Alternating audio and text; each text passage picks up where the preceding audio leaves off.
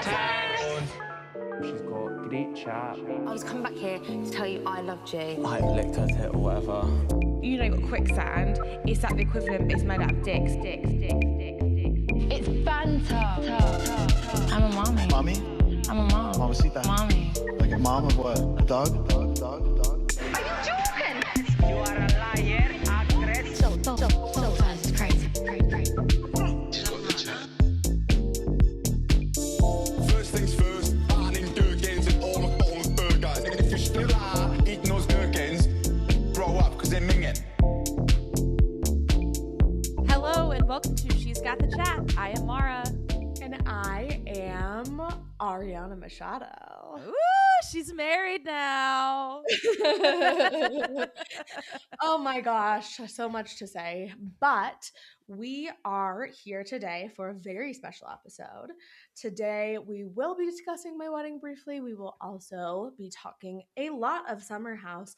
And we have heard your feedback. We have seen your reviews about our bias. And so today we wanted to bring in another perspective. Please welcome to She's Got the Chat in his podcast debut, right? Yes, first time. Mullet enthusiast, loverboy loyalist, graduate of the Rogan Institute for White Male Excellence, and part-time men's rights activist. The only person we know who drunkenly spent over $100 on Loverboy to personally help pull Kyle out of debt. And of course, Kyle Cooke's #1 fan. And most importantly, my dear friend Erica's loving husband, Nick Monroe. Some of those are not true. Kyle's #1 fan, very true. Wait, but Yes. it was funny, right? Yes. Yeah. I don't agree with all of them, but yes. Which ones are not true? Rogan Institute is 100% verified. I've never watched Joe Rogan. Okay, Ever. that's So, good. Such a green flag. Good. Good. Yeah. Also not a part-time men's rights activist. No, I don't think so. I have a lot of sisters. I'd consider myself a feminist. We'll figure that out as this episode goes on.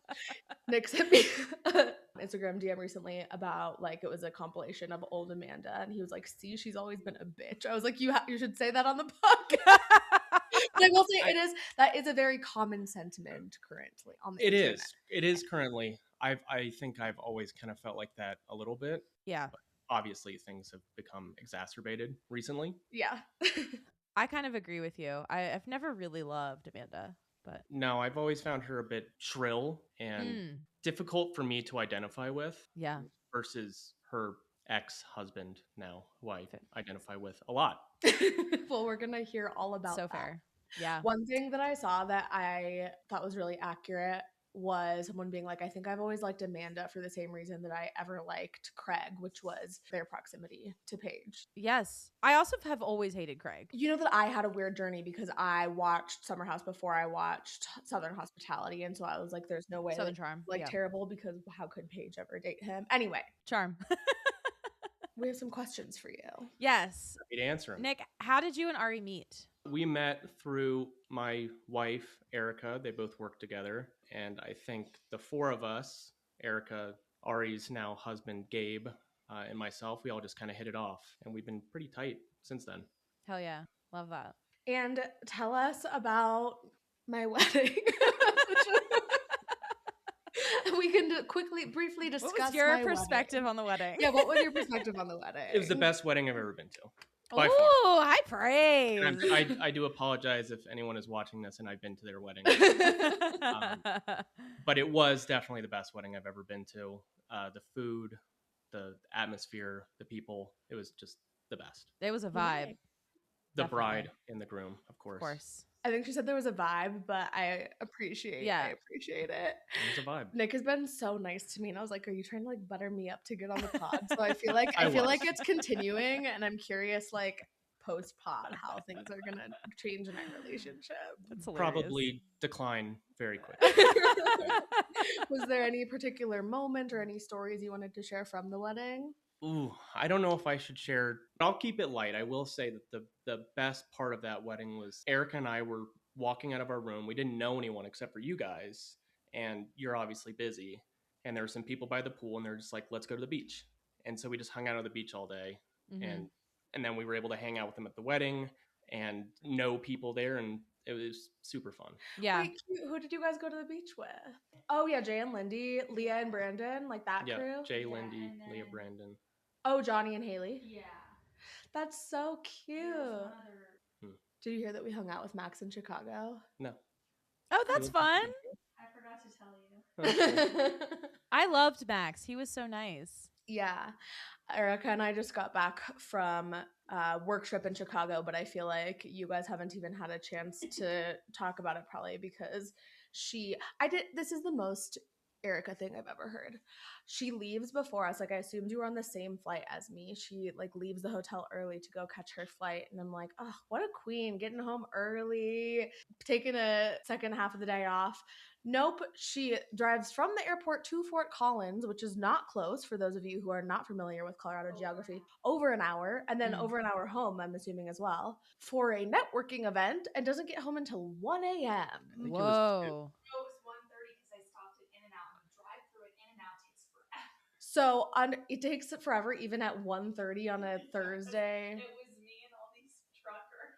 Erica Oh my and the God. truckers met in the In-N-Out drive-through. And a suit.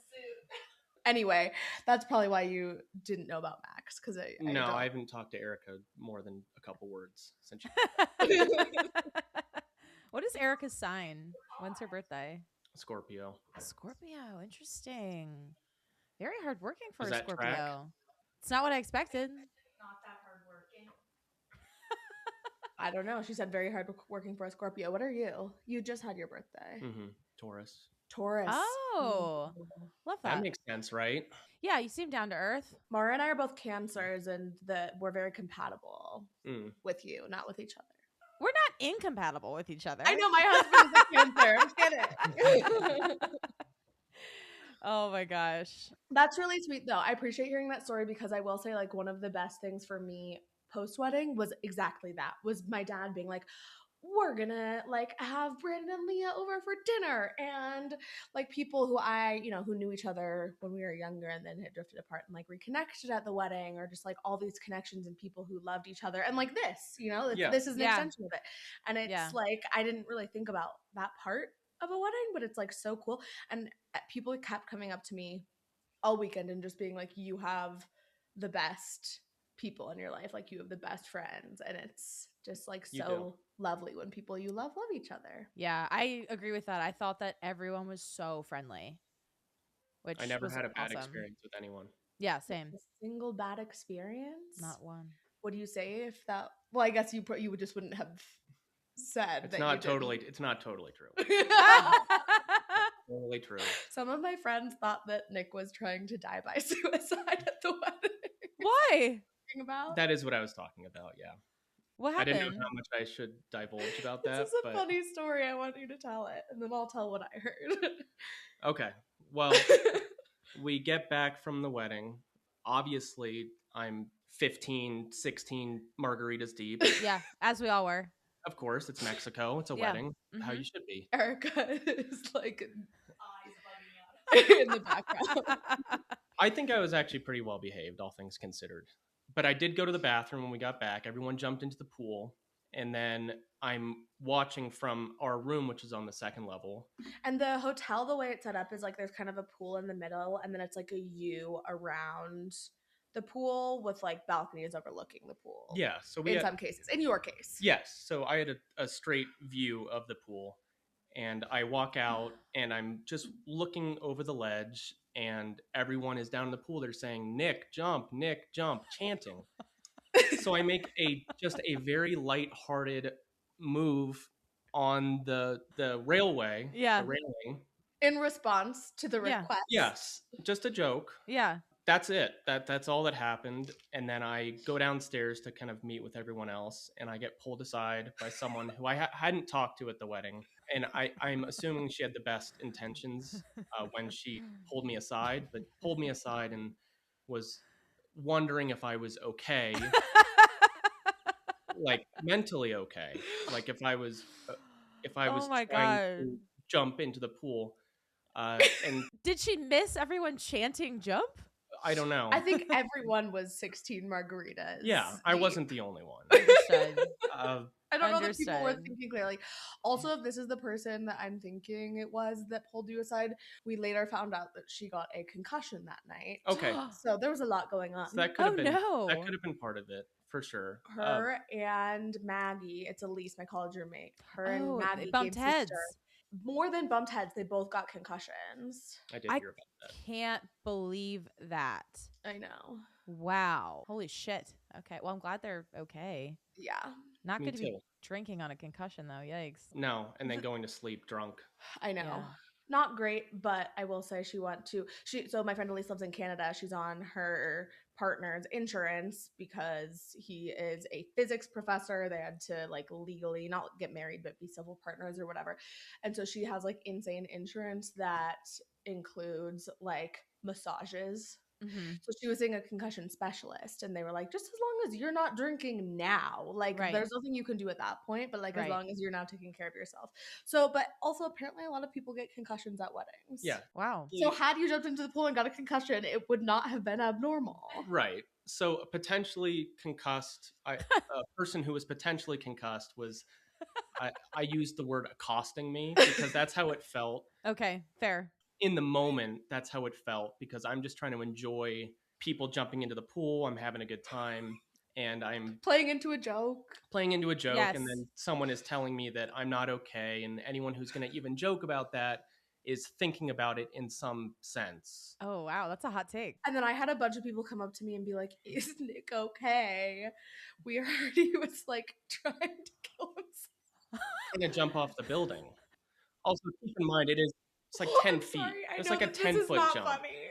It's like a 10-foot jump. Let the record show I would have made the exact same joke. I would have done I the think exact I same would thing. have too. What are you Yeah. supposed to do in that moment? Right. You're like, Yeah. I'll Like, jump. tell everyone that it's not funny and they need to stop. Yeah. Yeah. Like, No, stop I the would whole never party. do that. I am happy. Right. So I was followed up to my room or escorted, whatever you want to call it. Oh my God. My wife, Erica, the showers were set into the middle of the room. Yeah. So she was showering. There's no covering. Yes, or I anything. know. So I she saw was those showering. rooms. Yeah. Yeah, you're out. I'm being followed up to my room. Right. So, and Got then I guess Ari got a text later. I did. And people came up to me the next day and were like, is Nick okay? I was like, well, if he's not, does his wife have the perfect mental health program for him?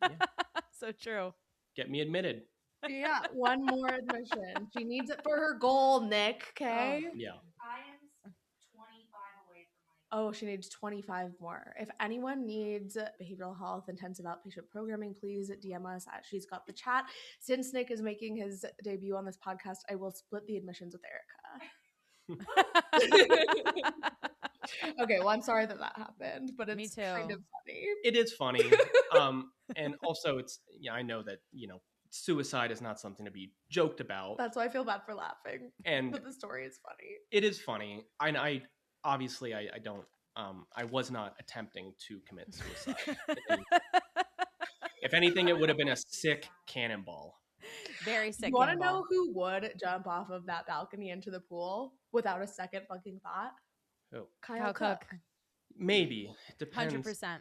I don't know. I don't think he's that reckless. Interesting. Okay, well, let's get into that then.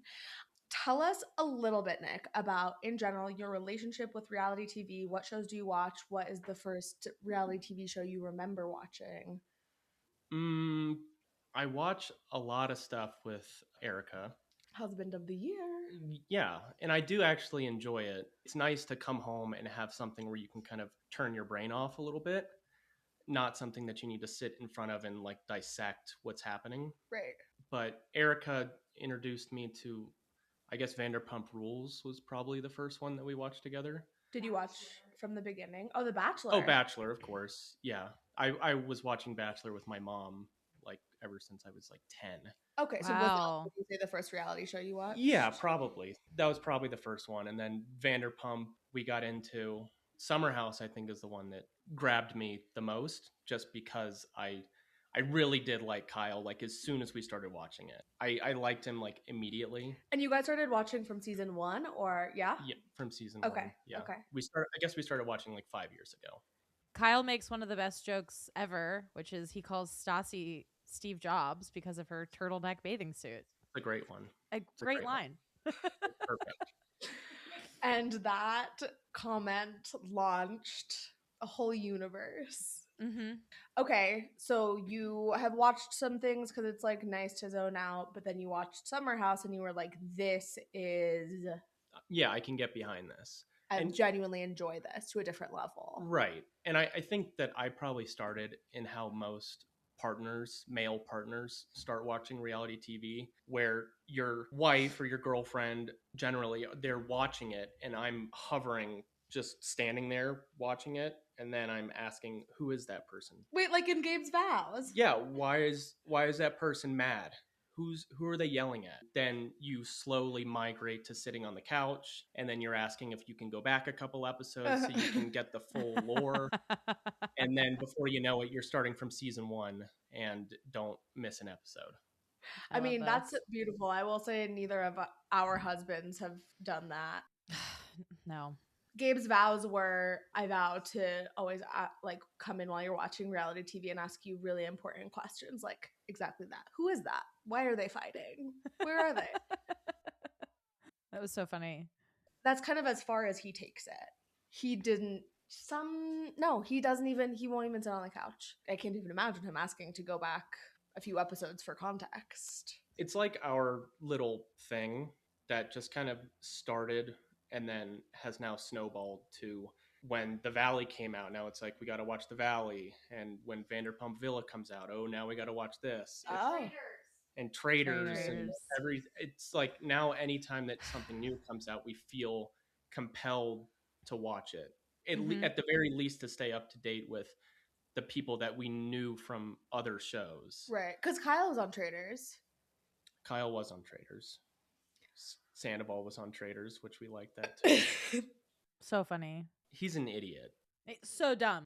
I will say, though, he always thought that he was completely right whenever they were talking to him in his interviews. Mm-hmm. And watching it, I don't know what he thinks is happening or how he could be so narcissistic because he had no idea what was happening. That's a common trope on Traitors, though. It's like kind of one of the most beautiful parts of the show is that people are like, it has to be this person for this reason, and you get to be God, who's like, you're wrong. Yeah, you know everything. Yeah. Except for the Secret Traitor, I guess. Yeah. Which is why I did not like the Secret Traitor. I had no. It didn't work for me. I didn't know it was her either. The only reason I thought it was her is because there had been so much speculation. Like, of course she has to be a traitor, but anyway, at this point, the shows you keep up with are Summer House, Traitors. We watched the new season of Vanderpump. Oh, you with did? the new cast. Okay. Yeah. Valley, which I guess is still going right now. You're going to watch In the City, I'm assuming. In the City, we watched the first episode of that last night. Okay. So no like Housewives. I don't identify with anyone in the Housewives show. We need male characters. You would probably like Southern Charm. Wait, do you identify with Dad Talk? No. I don't. Oof. I honestly don't identify with any of the Housewives shows that we watch. I find them like interesting in some senses, like how insane all these people are. I don't find myself wanting to watch and see what happens. I need like a male figure in the show who likes to get crazy and drunk and fight with people, which I think is why I like Kyle a lot. Did you identify with Jax? No. Are you just saying that in retrospect? No, I've never liked Jax. Who do you identify with on The Valley? I don't like any of the guys on the Valley. Especially hates Danny. I fucking I really Hate Danny. I really hate Danny. I fucking hate Danny. Every Oh time my his God. underbite comes out and Oof. he's talking about knocking up his wife, I Ugh. just And then wanna- she's like, okay, can you hold the baby so I can eat? And he's like, I'm gonna go get coffee. I know. But he wants to put another baby in her so that his son can have a brother. I fucking hate that man. You know who my problematic fave on the Valley is? Jesse. Jesse. I love Jesse. I love Jesse. My favorite part Yeah. about Jesse is that his type is so clearly just women who are disgusted by his very presence. Yes. Like his dynamic with Lacey is so similar to his dynamic So with funny. Michelle, and I'm like, Yes. why is this doing it for you? I don't know. He loves to be put down. Yeah. He does. I love to I watch would it. say I like him the best. You're Yeah. right. You do like Southern Charm. You like Southern Charm? I've only watched a couple episodes of Southern Ugh. Charm with you. You should watch more of it. It's a male heavy cast. It is. Yeah. I am obsessed with Shep. Mara and some of our other friends got me a Shep cameo for Yeah. my birthday, my 30th birthday. I think there are some guys you might like. Okay. Austin as well. Like there are some, like Craig sucks, but there are some like problematic fave boys on Southern Hospitality Okay. or Southern Farm. I have a fun fuck, marry, kill. So I saw on Threads, it was a picture of Tom Schwartz, Kyle, and Austin Kroll from Southern Charm. And it was me and my friends were discussing like a fuck, marry, kill situation in that trio. Okay, but you don't know Austin Kroll, right? No, I know him. Okay. Tom Schwartz, Austin, Kyle. And Kyle. Mm-hmm. You're gonna hate this. Okay, marry Tom Schwartz. Uh-huh. Fuck Austin. And kill I'm Kyle. so sorry. Wow. I'm not even gonna say the last part, but it's implied.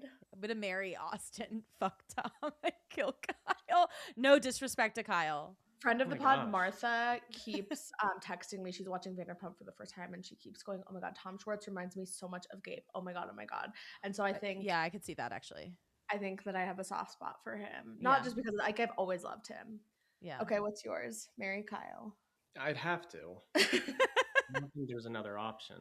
I feel bad that he's being put down by you guys. He lived a long life compared to the others. It can end. He's lived a long life. I can't believe he's being bullied now by you guys after being bullied all season. But okay. Okay. Yeah, I'd marry Kyle. I don't know Austin very well, so I'll kill him. Okay, and fair. I'll take Tom Schwartz to bed. I think that's a great choice, honestly. That's a really good choice. I approve. Good. Okay. Why have you always liked Kyle? You shared a little bit about how you got hooked into it, but tell us a little bit more about why. What was it about him that you related to? I really like a guy who likes to party because I like to party. Hell yeah. I mean, you saw me at the wedding. I mean, I know you as a You know me as a person. person. It's just the way that I am. And so when I see another guy who's getting after it in the same way that I would, I know that if I were at a party with Kyle and if we linked up or something like that, I know that we would just be hanging out, drinking all night. So I can see myself being friends with him Okay. in that sense. I feel like there are so many people on reality TV that like to party on all these shows that you've talked about that like to party. Like, what is it about Kyle in particular? Is it just like the vibe? It's like he's not a Jax where like you probably No. don't want to be stuck with Jax all night. No, I also think that there's a portion of it, and I say this in quasi jest, but I do envy him. His ability to be able to party all night long and then wake up at like 6 a.m. and go for like a run. I think that he is How? probably one. No, I think he's like, you know how there's people who like actually only need like 3 hours of sleep. Like it's like there's a term for it. Yeah, I'm not I know familiar. what you're talking I about. think he's that because it is crazy. I think the only time I've ever seen him with puffy eyes after waking up was the season finale of Summer House, Yeah. where he got in at like 6 a.m. Yeah. from the party. Short sleeper syndrome. Doesn't it have like there are other things about it too. It's like a crazy thing. It's like you're more likely to like live a long life and be healthy. It's like at least that's my memory. Maybe. Well, that is Kyle to a T. Yeah. I mean, he's 43 years old. He looks great. Looks the same, just about the same as he did season 1. maybe Mhm. better. Mm-hmm. Maybe better. I would He's agree. aged really well. And drinks. yeah. That motherfucker drinks. It's Yeah. crazy. And then we'll eat an entire frozen pizza when he gets home and still have abs. And so, yeah, I'm envious of that portion of him. I am. That's I am fair. too. I am too. I cannot disagree with a single thing you just said. Yeah. Okay, so you're like, wow. Not only would I want to be friends with him or like hang out with him at a party, but like, how cool! Like, what if that could be my life? Right. And I'm hoping that I can age as gracefully as he has. If I could be 43 years old and party like he does and wake up and be totally fine, I'd be okay with that. Mhm. I think anyone would. Did you guys hang out with my brother at the wedding? Not much. Mm, Well, But he's a party boy for sure. Oh, yeah, I did. Yeah. Yeah, he was super fun. and they're 50. Well, Moe's I think 47, but my brother is 50. Wow. Yeah, I found him head first in some bushes. Wait, that was maybe Gabe's brother, Vic. Was that Vic? Remember when you were egging Gabe on? Yeah. Yeah, no, you're right. You were like, you whispered to me, I'm gonna get I'm him so gonna drunk." get him drunk. Oh, he didn't need you to do No, that. he didn't. No, he did not. No. So they were doing chugging competitions. They were doing chugging competition. Yeah, Oh, he that's was so fun. funny. It was Vic who I found Yes. head first in the bushes. Yes, Damn. I heard about that as well. But then Was he he vomiting? came back. No, he rallied. Yeah. He did Wow. great. Good for him. Do you ever think that maybe Kyle has a problematic relationship with substances? Yeah, for sure. Okay. Definitely. We watched the first episode of In the City, and whoever his friend is, who's the investment banker. Yeah, that guy. I forget what his name is. I don't remember their names yet I either. forget his name too. But he called Kyle a lush, Right. which is a term I had to look it up. I didn't know. Oh. But I think that that's very true. What does it mean? It means like someone who It drinks a lot. drinks a lot, Yeah. drinks heavily. Okay. I think that's very true. That moment in the show, Nick, like you, also like to party. I like to drink. And I was like, oh my God, I wonder if people would describe me as a lush. Like, I know. I wouldn't some want people to. probably would. Right. And Yeah. some people might describe me that way sometimes too.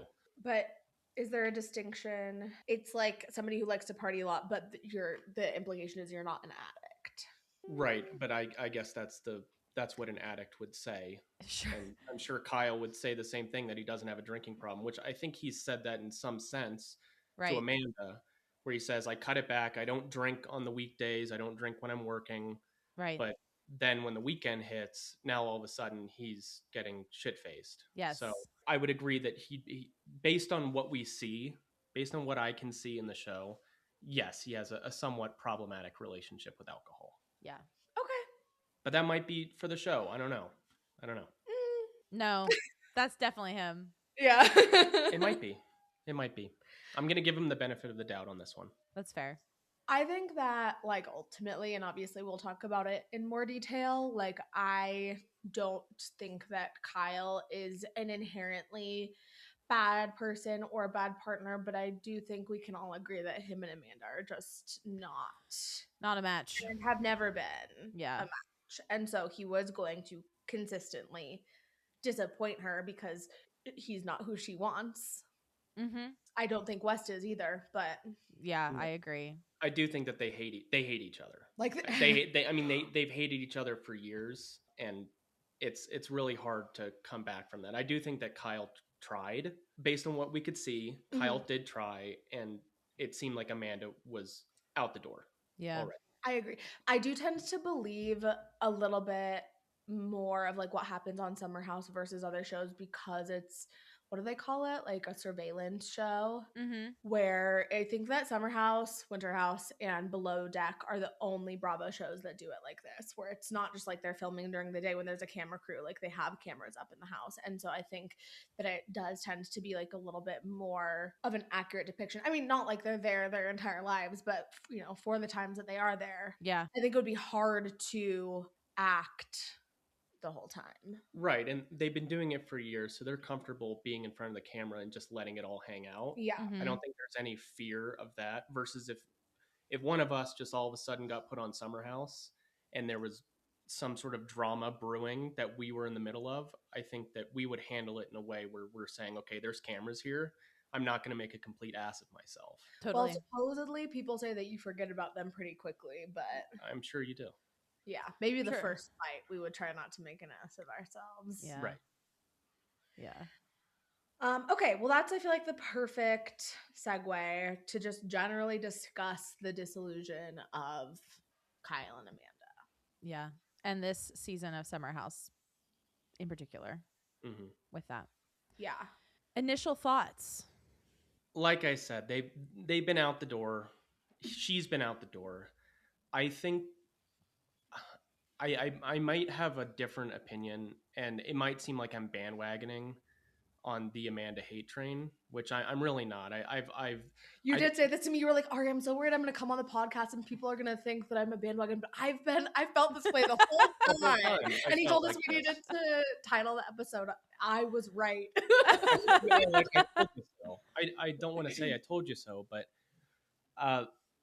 yeah, as I watched the season, Amanda to me is so malicious in Mm. how she acts with him. And I don't think Kyle acts with that same sort of malice towards her. Yeah. I think that he actually tries and it just comes out in the worst possible way. Mm-hmm. Like he does blow up, and I know that that's not a good look, Yeah. but she, I think, is actively trying to hurt him Mm-hmm. throughout this Mm-hmm. entire season. Mm-hmm. Like when we see the conversation between the two of them in the beginning of In the City, and she's like, "How dare you say that? I gave it everything I had." I'm just like, no one believes that. Like No. we saw how you were acting, and it's okay to be over a relationship, but then you need to end the relationship. I've seen a lot of people saying that, like, oh, they actually had split up before the season and we're just pretending to be together. And the one thing that convinces me that that is not true is Kyle's genuine emotional reaction that you can see the entire season to him realizing that his marriage is ending. Totally. And Yeah. I think back to when they were doing that spin the bottle and she kissed him And then and said, it "You was smell like like cheese." who No, they kissed, and then in front of everyone, she went, "You smell like cheese." yeah, and his face when he kissed her, it was like they hadn't kissed in a while. Yeah, Like he was and- very Uh-huh. happy that he was getting some semblance of affection, even though it might have been for a game. I know, it was Right. really sad. It I is think sad. It he, was I sad. texted him too. He was like, "I was really like nice for me." I don't know. Yeah, it's I really know. sad. It is. I feel like Kyle really loves Amanda, but at the core, she is not who he thought he was going to marry. Like, Yeah. obviously, when they first started dating, she was like coming over. And I mean, obviously, she was a hookup that turned into a marriage. But I think that she was partying with them a lot more. She was probably more fun. And then by the time they got into a serious relationship, she was like, I think she had been putting on a front for Kyle. And then once he was committed, it was like then her actual self showed, which is normal. But then she was not who he actually wanted her to be, but he was already so committed to the relationship that he was like, okay, I'm willing to accept that she's different from me in this way. But then I think Amanda resents Kyle for being a party boy, obviously. Well, I also think that a lot of what drew Amanda to Kyle in the first place was the fact that he was the head of the show That's what I was that just she about wanted to be on. I was just about to say that. I think there's a world where Amanda just wanted to be on the show. Did I don't think I sent you this, Ari. I feel like I should read this. It's a little long, but it's like a full breakdown of the Amanda mostly. One thing I also wanted to read, if you want me to do that in the meantime. Yes, go ahead. Sorry. It's just so interesting. Have you guys seen any posts of Amanda Batula's wedding vows to Kyle? No. No. Okay, this is an Google AI summary. I can't find a transcript, but the most important pieces are she tells him she loves him and promises to kiss him every night before bed. She promises to never lose their spark. And she promises to do the little things that make him happy, including emptying the dishwasher and not leaving her stuff all over the apartment. Hmm. How fucking ironic is all of that? I don't think Very. she stuck to any one of those things. No.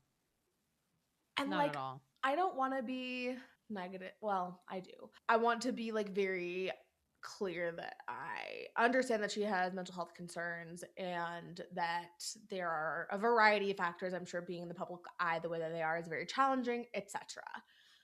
However, I think that Amanda is inherently a lazy person. And I think that did Kyle take it too far? Like, did he become a DJ because he wanted to party? Maybe. Was it also paying their bills? Yes.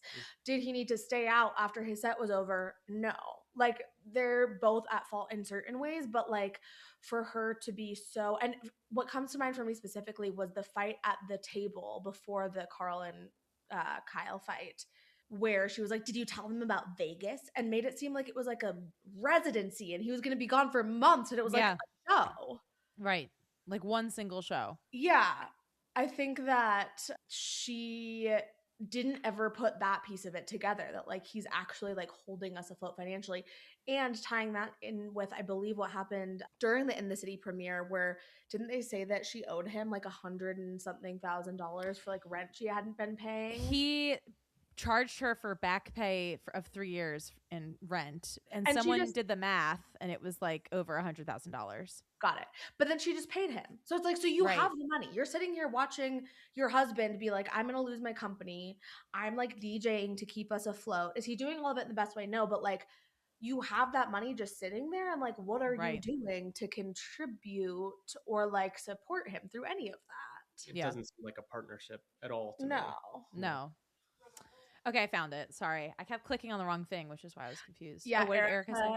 She mentioned the comment that Kyle made about having Amanda's mom come and clean the apartment, which when that happened, it's so interesting the journey that this season took us on, because when that was originally said, and I think other people were like, the fuck, Kyle, you had to call her mom? Why didn't you clean up? But now I think that people are getting the picture that like he probably was. Yeah. Also only. And Amanda was just like not.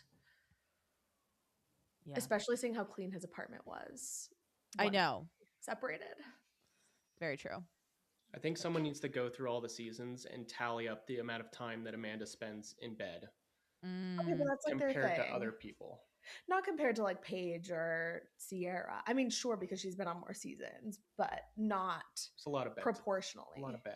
I love bed too, but listen, you have to balance. Yes, it's all about balance. Bed balance. Work bed balance. Work bed balance. Okay, let me read this, because this person like ate and left no crumbs.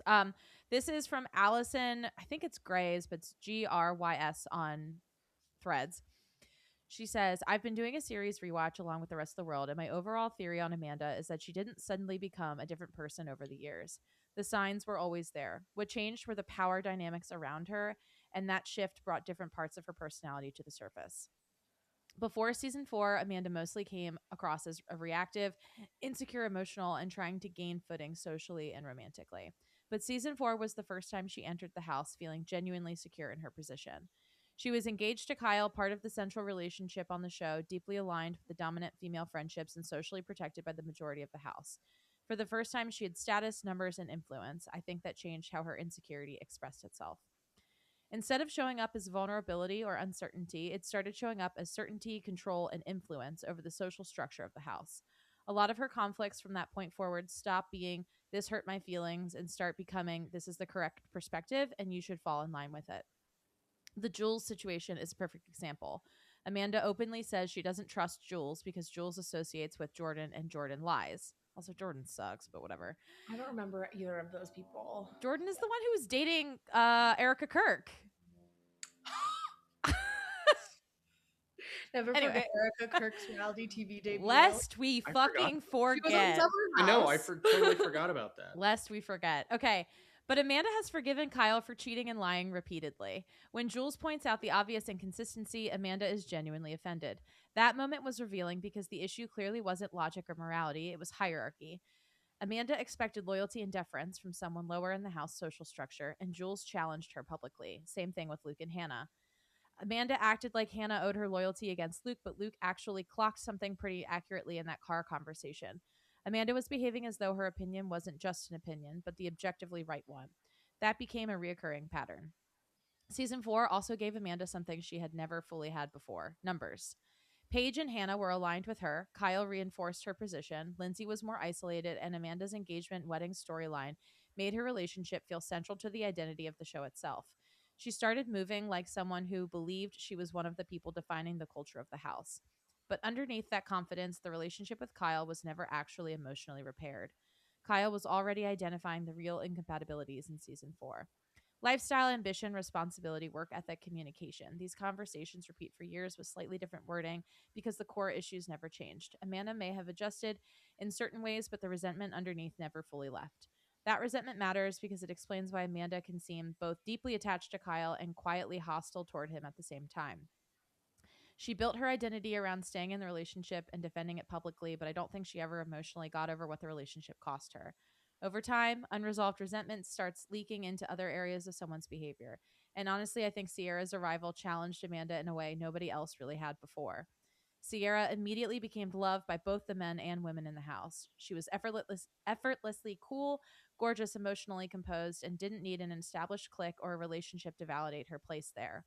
In a lot of ways, she naturally occupied the it girl role Amanda may have thought she had secured through seniority, friendships, and being part of the central couple.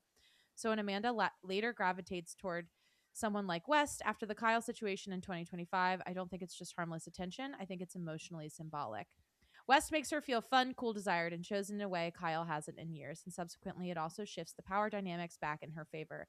It affects Kyle because it gives Amanda emotional leverage after years of resentment, and it affects Sierra because Amanda stepping into that orbit subtly reasserts relevance and influence within the group dynamic. To me, the important distinction is that Amanda didn't become manipulative out of nowhere. The signs started showing in season 4 when she first felt socially powerful and secure enough for those traits to come out through influence and control instead of vulnerability and insecurity. But I think this season is where it really went off the rails. Kyle staying at a fan's apartment in early 2025 seems like the turning point where Amanda emotionally checked out and started positioning herself for a future outside the marriage. Since then, a lot of her behavior reads like someone trying to repair a relationship and more like someone trying to control the narrative of its ending.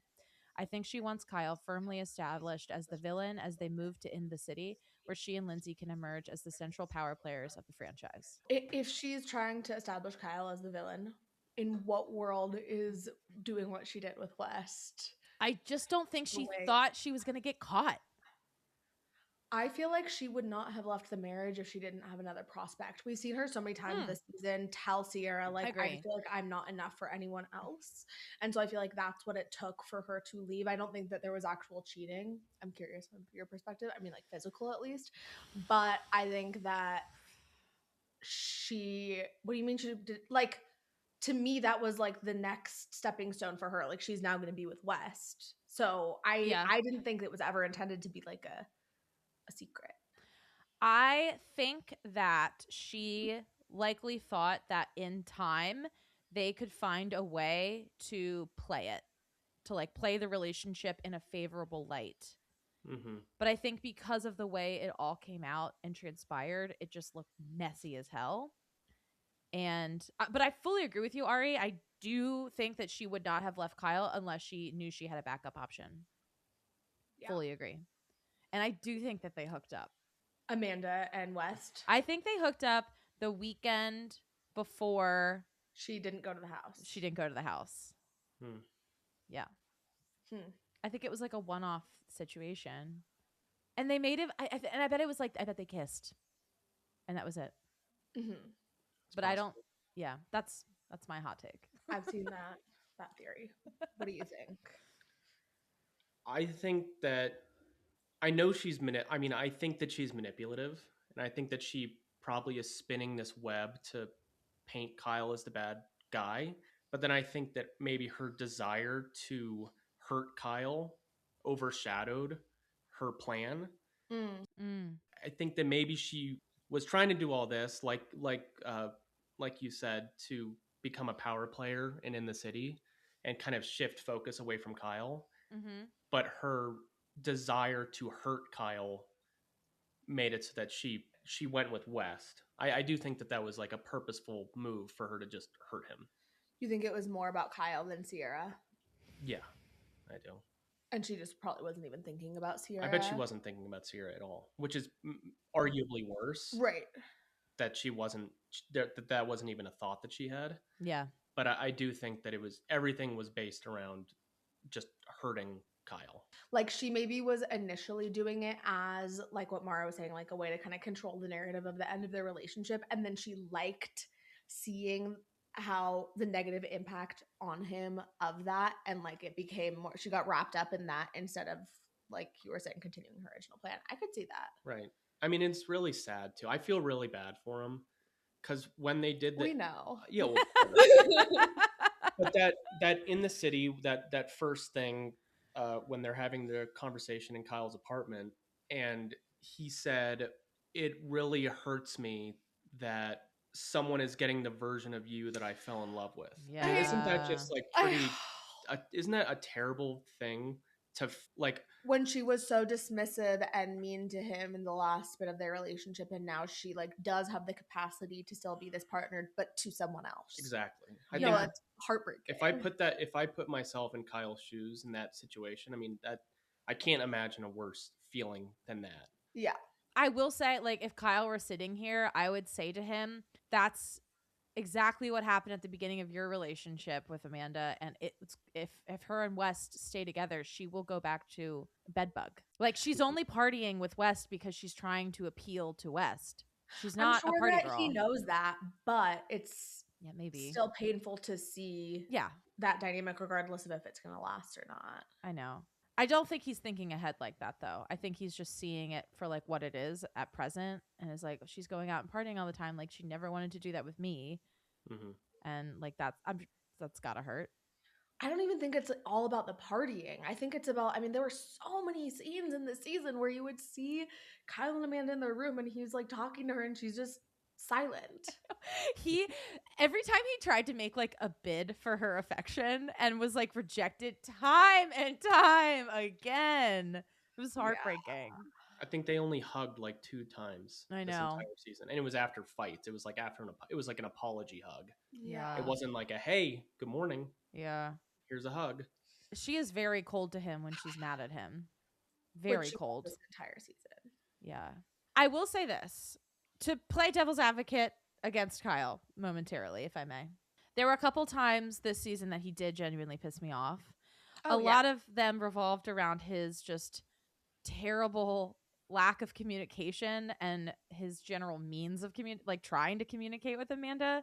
Like, he would often pick the worst possible moments to try to talk to her about something serious, and he would always do it in front of other people, which to me felt very manipulative. Like when he would go and she would be like in bed with Mia and Sierra. Yes. And he could say, hey, Amanda, can we go talk? But she would say no. But yeah. I think maybe it's because all these people are rooting against him. That's how it seems in the season to me. Everyone is rooting against him. Everyone is rooting for Amanda. And he might feel like that's the only way for him to get people back on his side so that people can see, oh, he's actually trying. And maybe it is partly manipulative because he's trying, and then Amanda shuts him down. Yeah. And maybe he's trying to have people see, like, see, I'm trying, and Amanda's the one being a bitch. But then that is manipulative, though, because that's coming from a place of I care more about how other people are perceiving me rather than I care about this relationship with my wife. Totally. Yeah. I mean, they're both trying to control the narrative also in their own They are. Like, if they've forgotten the cameras are there or not, like, yeah, they're not dumb. Can ever 100% forget. Like, they know what they're there to do. Yeah. They're not new I to don't this know. rodeo. It's very complicated for me because I do see it so differently now than I did. And I think a really, really big part of that we have not addressed is that this came out just like Scandival did in the middle of a season airing, and the editors then put together the season that they did based on this narrative. Yes. So I wonder how different it would have been had it not, because Kyle's ass was saved. Like, we would not be sitting here having this same conversation without the West and Amanda piece of all of this. Like, I agree. And I think it really colored how most of the season was portrayed to us. I agree. To hit on that briefly, pivot away from Kyle momentarily, I want to give flowers to the producers of Summer House for that beautiful music that they chose when West and Sierra were on the dock making up with each other. I did not notice. Oh my God, Ari, it was like Emmy worthy. Really? It was one of the most cinematic moments I've ever experienced in my life. Oh my God. Holy shit. I need to rewatch. You need to go back. Okay, so let me. What kind of music was it? Okay, well, it was probably originally something heartfelt and beautiful, but it was so sinister, the music that they played. It was like watching a horror movie, because they're sitting on the dock and they're talking, obviously, and they're like hashing out all their shit, and like they're like, you know how much I love you, and you know how like important you are to me. Of course I care. How could I not? And then like Wes starts talking about how they start talking about like the social media of it all and like the parasocial relationships, and how Wes feels like he resents Sierra because he's been perceived as a villain because he fucked her over. Which like is so transparent. It's like, oh, so that's why you're making up with her, but she Exactly. couldn't see it. Understandably, it's emotional in the moment that way. Yes, but he's like saying all this stuff to her, and the music in the background is like this eerie. Because we know, and they know. Yes, because they obviously changed it. Like, I just don't think that would have been the music if this whole scandal had not happened. But what he was saying, it had so much more weight behind it now, like knowing what we know. All of it does. I mean, it's why All of it does. Yes. And aren't they both season 10? I don't know. There's some like very odd parallels between Scamanda and Scandal. Yes. Tom Schwartz was like, enjoy it while it lasts. Yeah. It's not going to last forever. Well, I know. I think he cursed them. He I think totally he cursed was them. asked about that on He What was. Happens Live. Yeah. I know. Ooh. Okay. Anyway, I just had to bring that up because I can't believe you didn't. You have to go back and watch it. Truly, But you know this about like you and Gabe are like music people, and so you're always doing this to me, and I never notice it. I didn't notice it either. Oh my God. Go back and watch it. You're gonna Okay. love it. You're gonna love it. Okay, we Deal. will. If I am leaving me saying this in, it means that following me saying this will be a recording of that moment. Hell yeah. I woke up before my alarm went off. Hi. Nancy. The very thing that I was afraid of happened, and like you sat right next to me and like didn't see me. Really? Rookie? Are you kidding me, mate? I was just like trying to think things over this week, and like I don't like mean to bring it up to like rehash, but in terms of like talking to the press and talking to media, like that was almost like the nail in the coffin. It felt like you really downplayed our entire relationship, and like honestly the wording exactly is like we're not each other's people.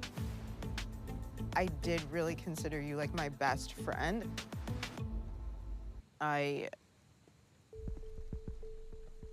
can take accountability for not being there for you when you probably needed it. I feel like this wouldn't be the situation if we didn't have all of the cameras or the fans or anything. Like, it would be a lot simpler, but it just hasn't been. Yeah. I know what my phone looks like, and it's so many people talking about you and I, comparing us or talking on me, like whatever it is, it's like super nasty, and your natural instinct is to like resent the person who everyone is on you about, you know?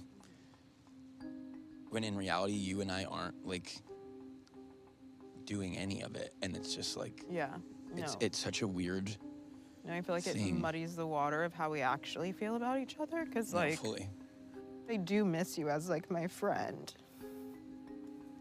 I mean, yeah, me too. It's really hard. How could I not?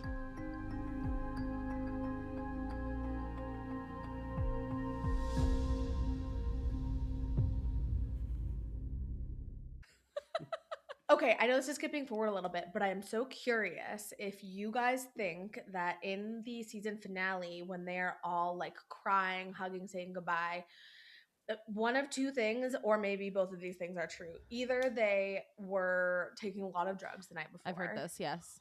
Or they had a sense of like, this is never going to, like, they knew that In the City was coming, and they were like, this is never going to be the same. Like, this is kind of like our last moment with things as they are. I personally think both. I think both too.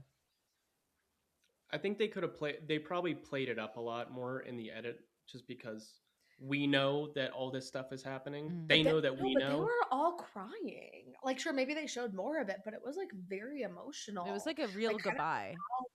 explanation, except for obviously the Kyle and Amanda of it all, but like all of them were really emotional that next morning. They were. Like, Yeah. when Amanda and Sierra, Amanda's like, it was great working with you. Did she say that? Yes. She said that to Sierra. Wait, that's fucking That seemed weird. like a joke, though. Yeah, but To they were me. like crying. She's like crying while she's saying it. It was Right. definitely a joke. It was, yeah, for sure. But it was still like, why are I don't know. The comments are weird. We also need to talk about, did you guys feel like that moment was strange when West came over to say goodbye to Lindsay and Amanda? And then Sierra comes up behind them, and then both Amanda and Wes do like a little bit of like a jump scare. And then Amanda's like, no. What do you think okay, of that? so let's talk about some of the Easter eggs. Like, I think that the first one was after the first time that Kyle said "fuck you" to Amanda, when West stepped in. Yes, that was very odd. And also, that episode aired, and that whole thing was showed before they confirmed. Right. So weird. And then there was like a moment that he's like, "I love you" in the bathroom, and then there was a moment where like she's walking out of their room, and he like goes to grab her, and she kind of like pushes him off. Yes. Yes. And he covers his mic with the sock. Yes. So that the mic won't pick him up. Yep. Suspicious. Okay. So a lot of purposeful things happening. Yeah, so there was that. The next one that I think of that is just like a million moments put together is the Carl Kyle fight. Yes. Where he goes to sit next to her.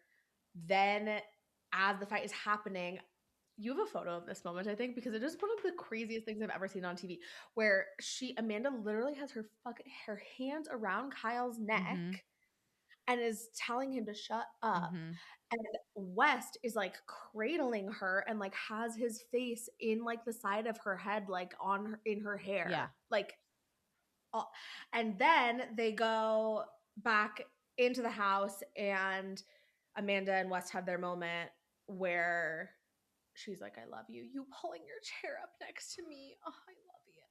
That was probably the worst moment of the season for me. It was when he really did that. bad. Like both Erica and I cringed pretty hard. Yeah. For that, and he's like touching her just in ways that you don't touch someone that is married. Like, no, you would never like cradle my waist. No, and me being a man, I would say that pulling your chair up to someone in like defense of them, you really only would do for your partner or like your sister or your mom or something. Right. Right. You wouldn't do that for like if you were having a fight with Gabe and you did that, it would be weird. And I pulled my chair up next to you and was like defending you. Right.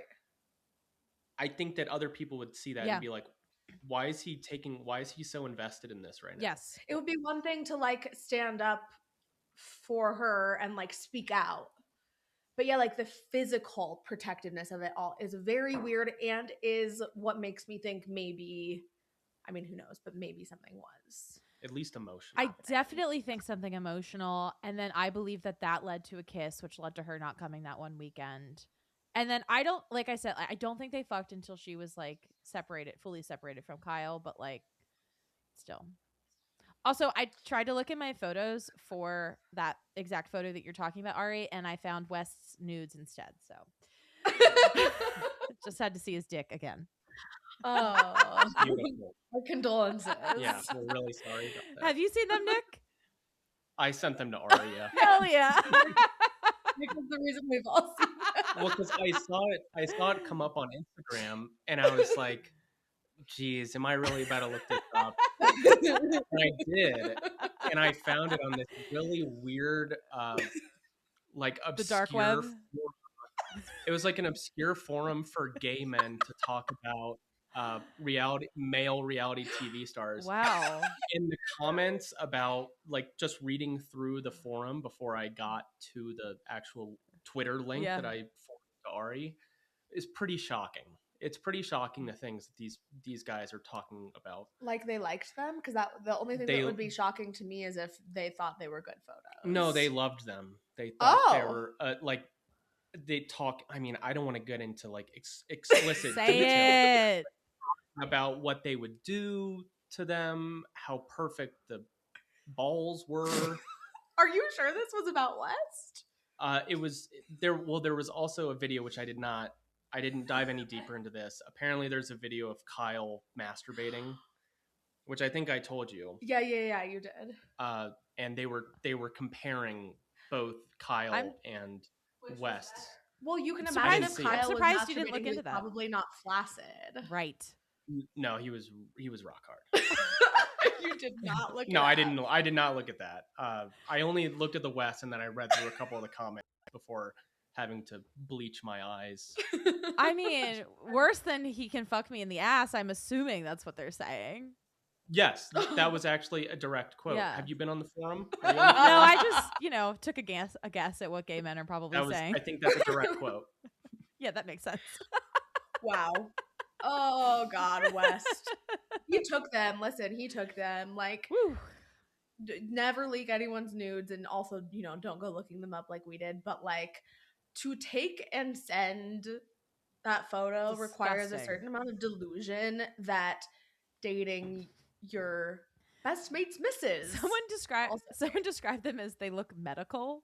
And I think that's what West said. That's what West said. You're right. Yeah, that is what West He's said. not wrong. They do look medical. Also, like, his face wasn't in them, Right. and so him even talking about it essentially was the confirmation that they were him. Yes, that's very true. I don't know. We need to move on. Okay. I'm getting nauseated. Sorry. I'm getting nauseated. But do we want to talk more about like the West and Sierra storyline at all? Yeah. How did you feel, Nick, about West and Sierra a few seasons ago when they dated? I always liked West. In the show. And I think that when Mia was talking about him in this last episode where she was like, I didn't want to like him, but I do. He's charming. He's funny. I felt the same way when I was watching him. Like, oh, this guy's cool. He's not like a traditionally handsome man by any means. He's not, but he's goofy and fun, and I liked him, and I liked Sierra too. I never thought that they were a good match. It always seemed like a weird mix. Like it seemed like a weird mix.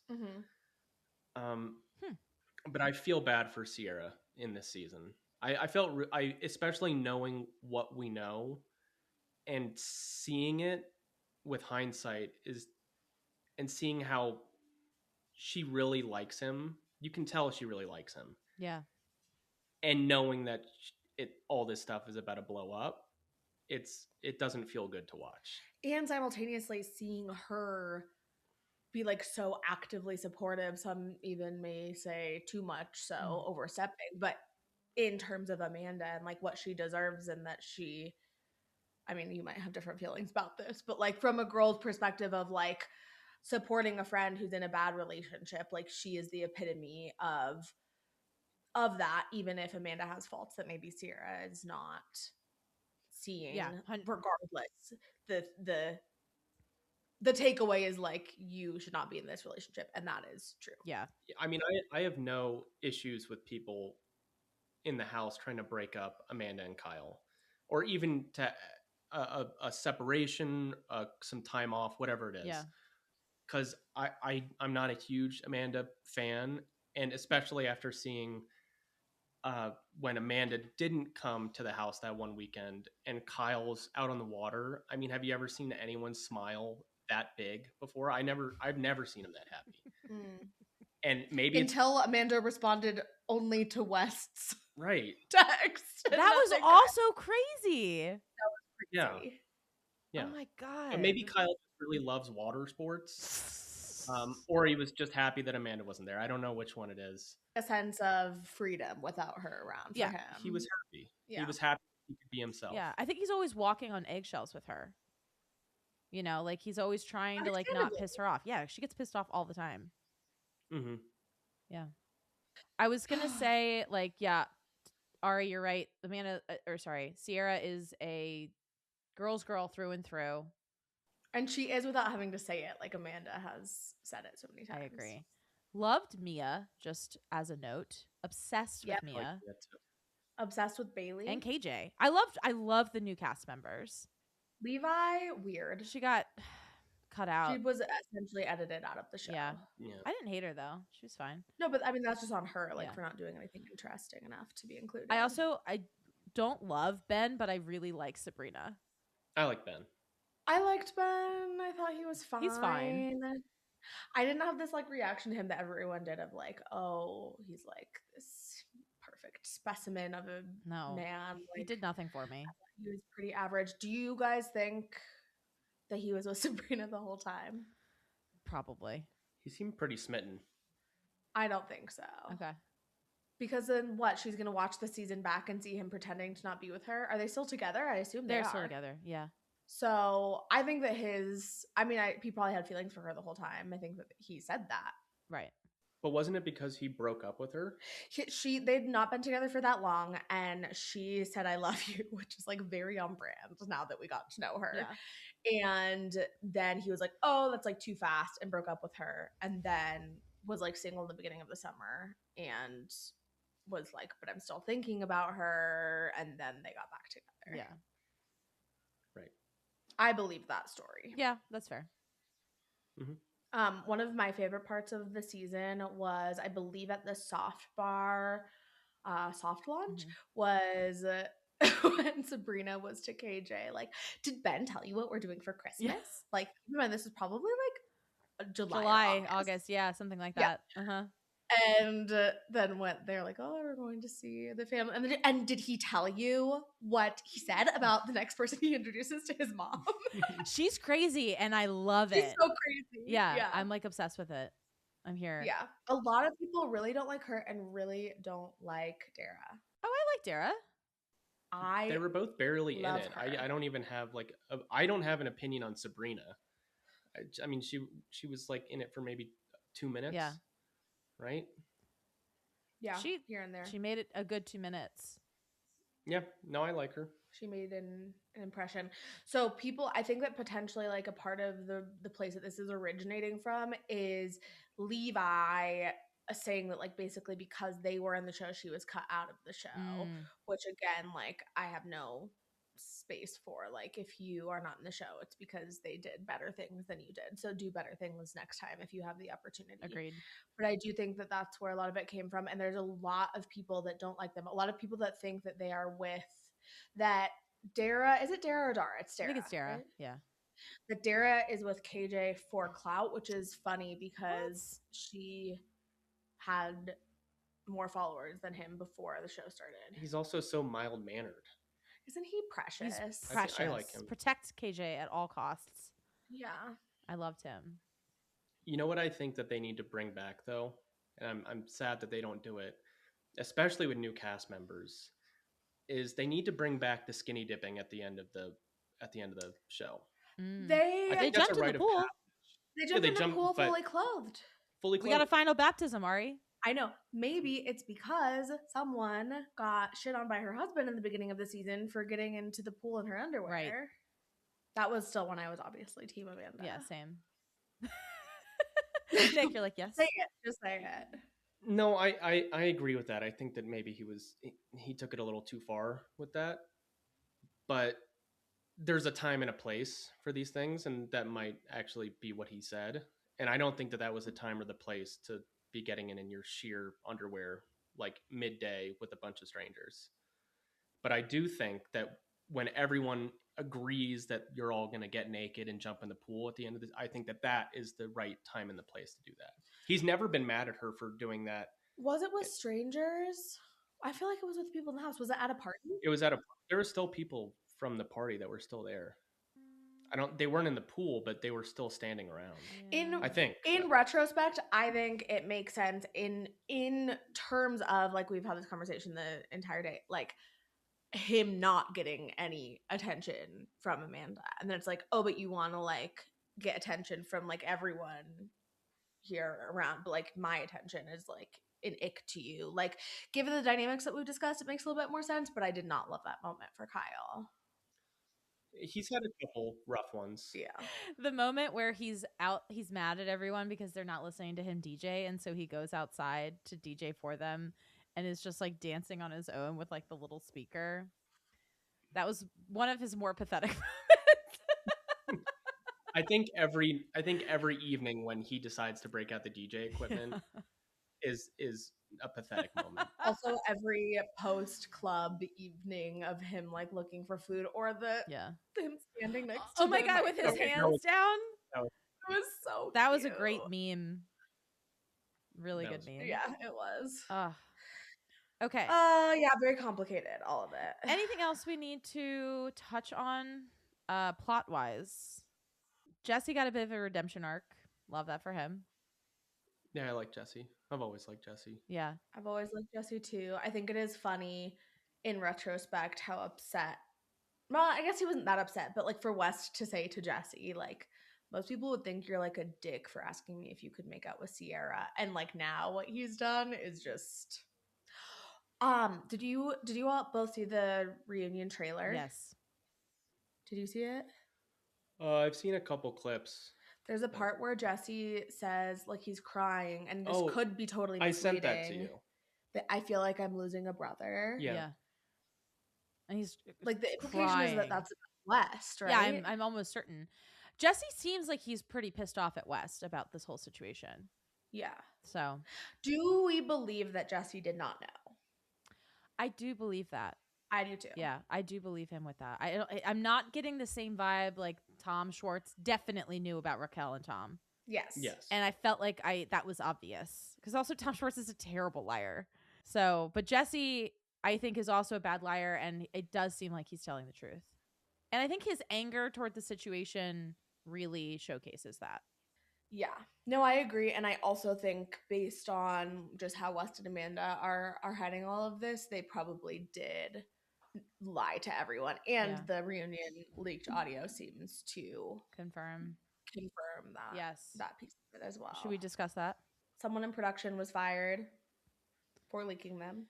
I think it's so funny that they're like so upset about it because if anything, it drives more interest. Like they're like, this is such a violation. I'm like, yeah, but also like, I mean, not like the show needed. I'm sure that the reunion would have had great numbers regardless. Yes. But I think that it made people very excited for the reunion. So it's ultimately a good thing for Bravo. Yeah, it did not hinder my anticipation or excitement or likelihood that I'm going to watch that reunion whatsoever. I feel like everyone probably feels the same way. Yeah.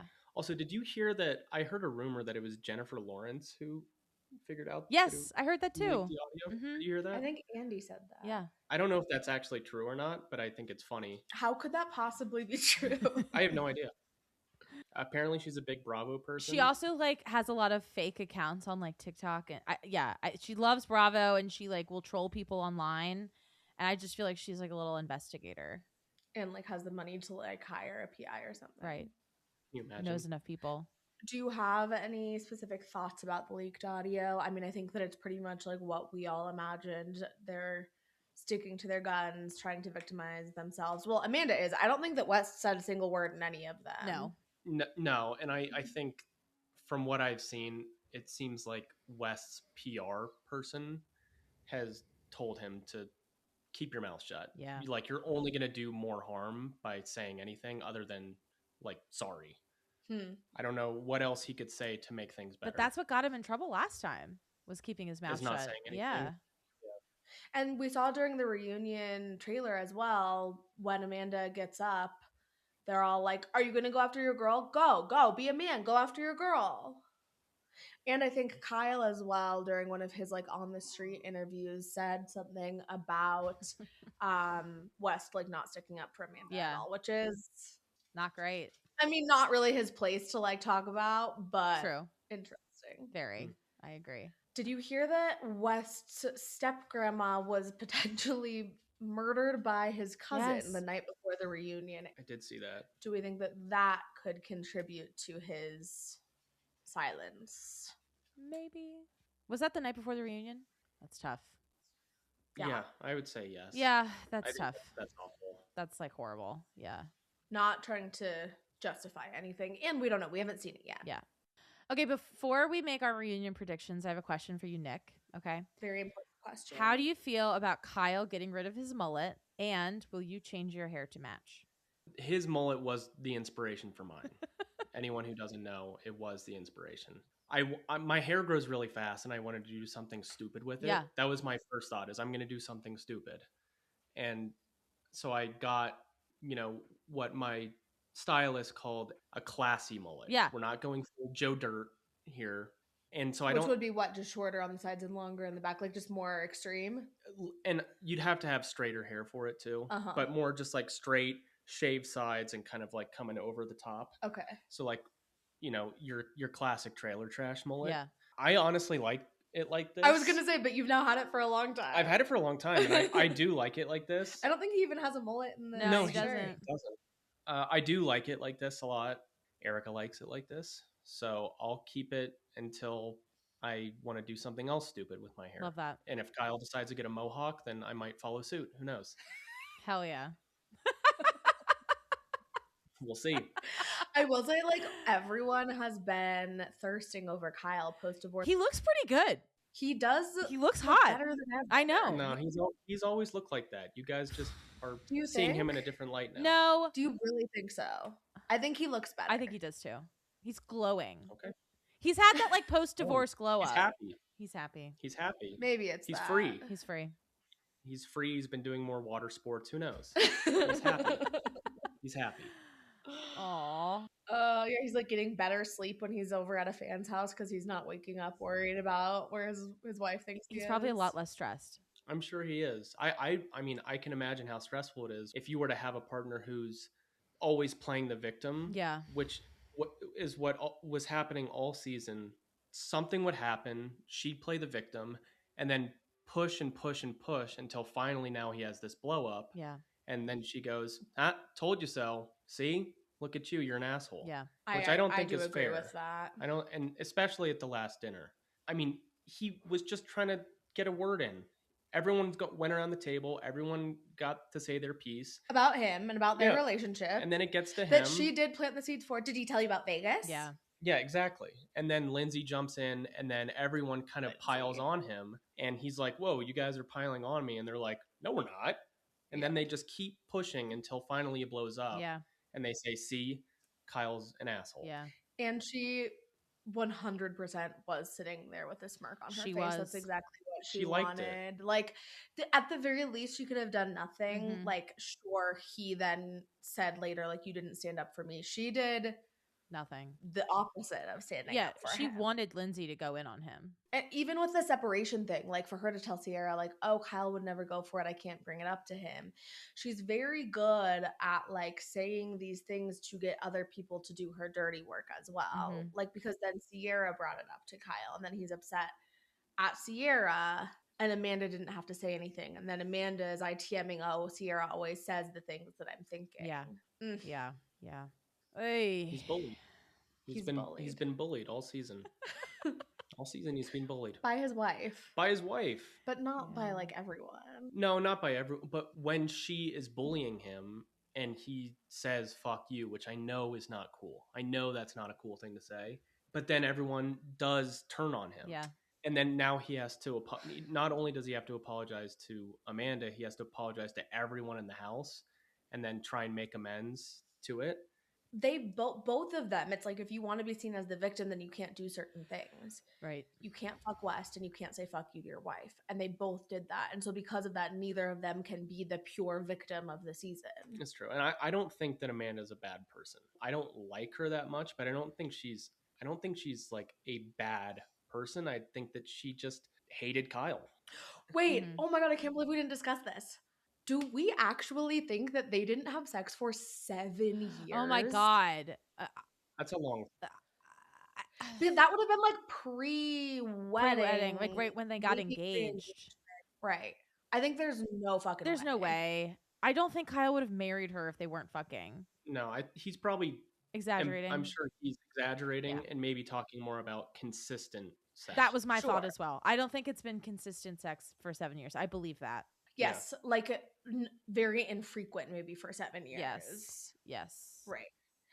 Oof. And then the parallel, I don't know why I just got a chill, but the parallel between West asking Kyle, when do you fuck if she's getting high every night, which is like ridiculous, Right. first of all, because you could definitely get high and have sex. But anyway.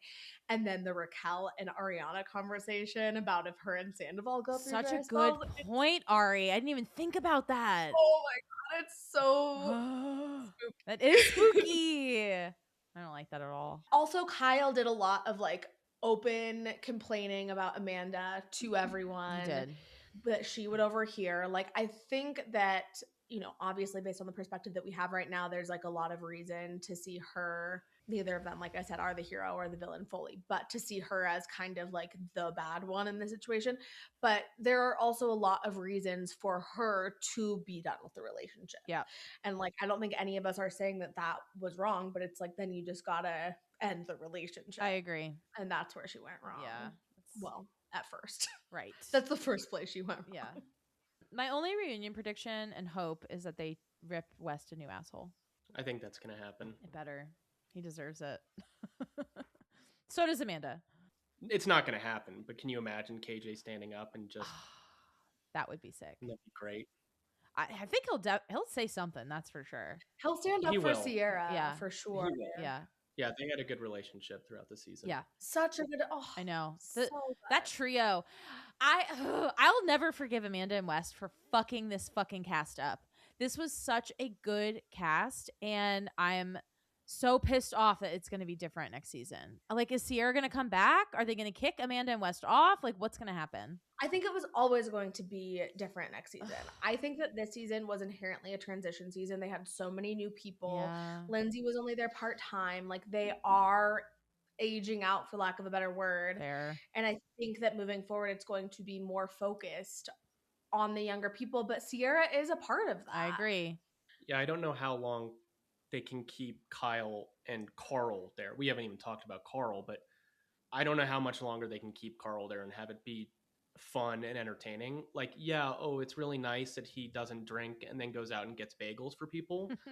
But that can only happen so many times throughout a couple seasons before you're like, okay, we get it. Carl wakes up early and gets bagels. Yeah. Okay, wait. I really love Carl. I think that the bigger slight is that he's not on In the City. I agree. And that they basically soft launched that show at his bar. Yes, like, agreed.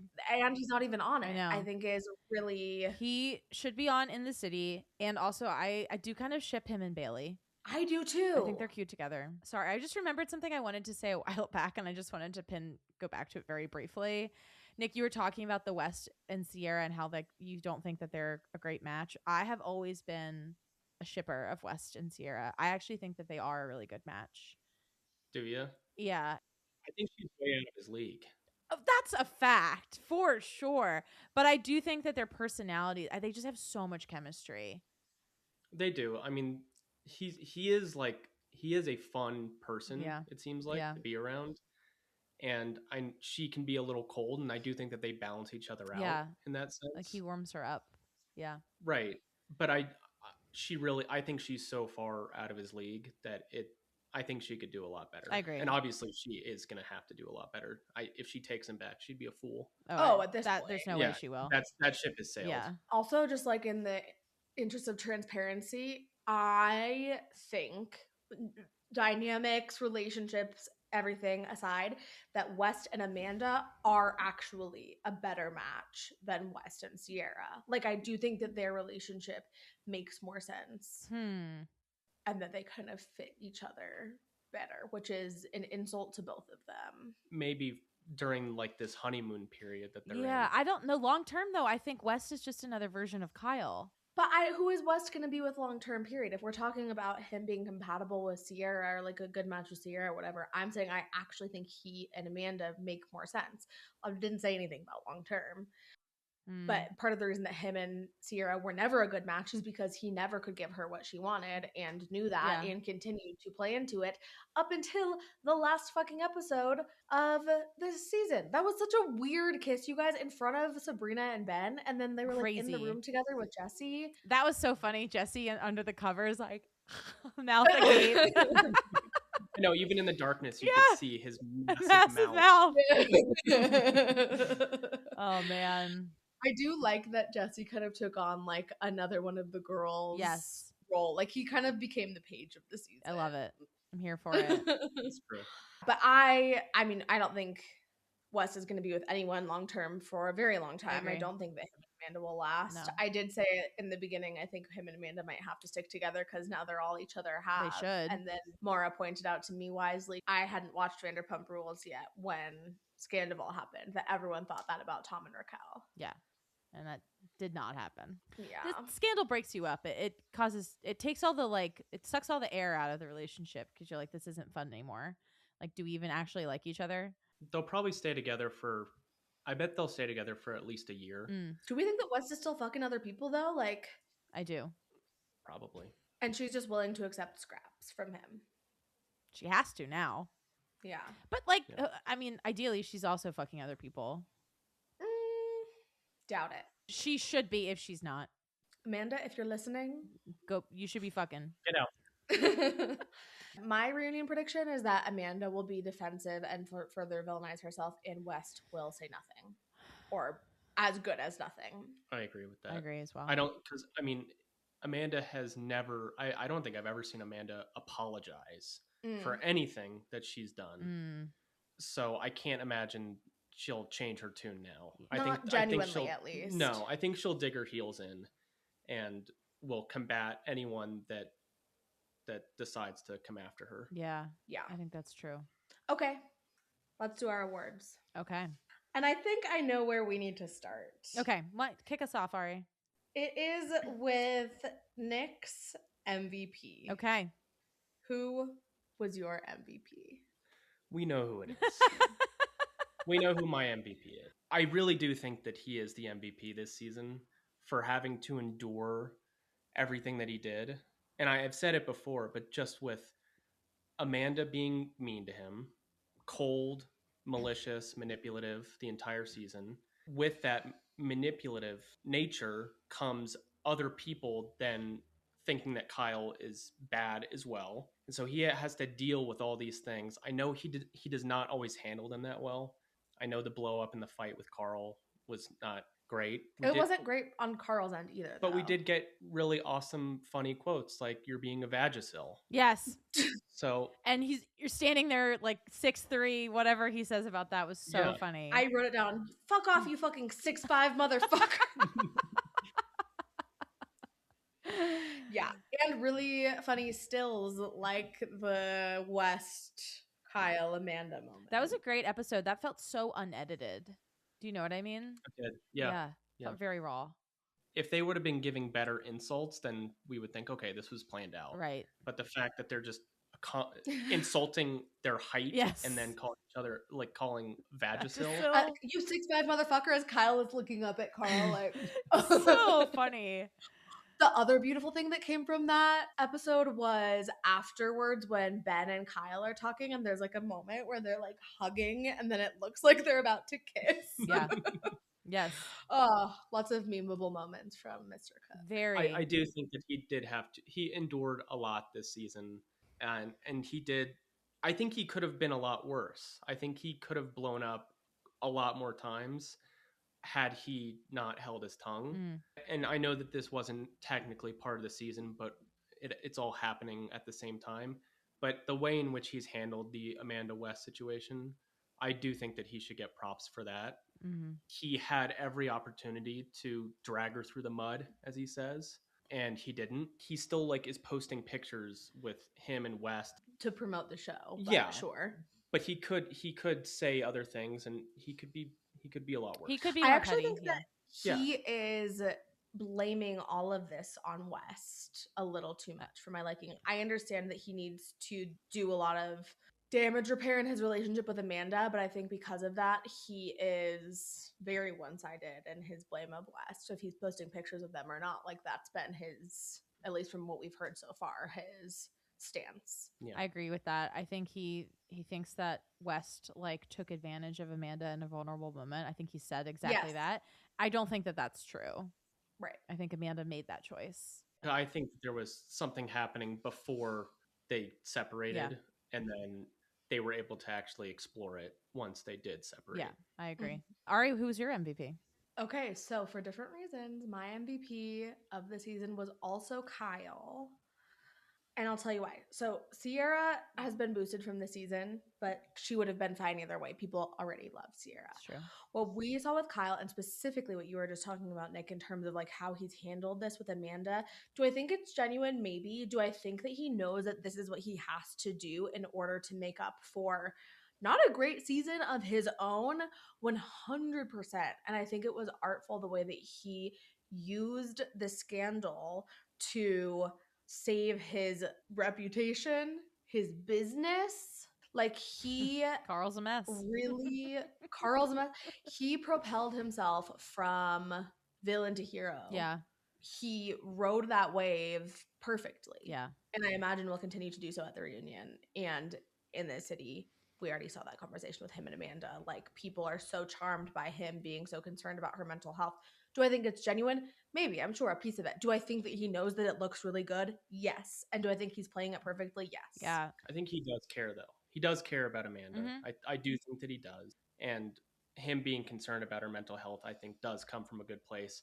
Now, can it also help him in other ways? Of course. Yeah. I mean, like, literally, you guys. Loverboy, his entire storyline, this entire season was about how he was gonna have to, like, file for bankruptcy, basically. Like, he was, like, not financially in a good place. Yeah. It worked on me. I bought Loverboy for the first time. When is that coming? Yeah, I I have want no, I to have try it. no idea. I ordered it mid-April, and it said 6 to 8 weeks.